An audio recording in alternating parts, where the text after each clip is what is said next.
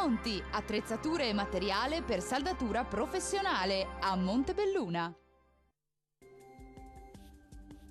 Un cordiale saluto dal meteo di Antenna 3. Cede l'anticiclone, arrivano le nubi e anche qualche precipitazione sulle nostre regioni. Vediamo il dettaglio.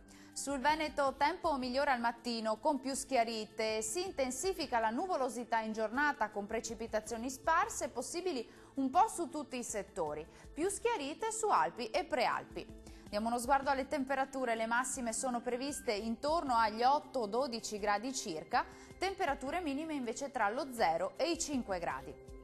Andiamo a vedere come sarà il tempo sul Friuli Venezia Giulia, anche qui nuvolosità irregolare su tutta la regione, addensamenti con deboli piogge possibili un po' ovunque, qualche schiarita in più sulle Alpi e sulle Prealpi di nord-est. Temperature massime tra 9 e 11 gradi, minime attese intorno a 1 o 3 gradi circa. Concludiamo con uno sguardo alla situazione meteorologica del Trentino Alto Adige. Nuvolosità sui settori alpini più settentrionali e orientali con locali nevicate tra 900 e 1100 metri. Tempo sempre asciutto e anche soleggiato altrove. Temperature massime che risultano essere in lieve calo tra 10 e 11 gradi, minime attese tra -1 e 2 gradi.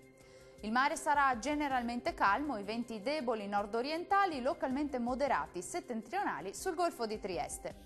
Per oggi dal Meteo è tutto, grazie per la vostra attenzione e appuntamento a domani con nuovi aggiornamenti. Arrivederci!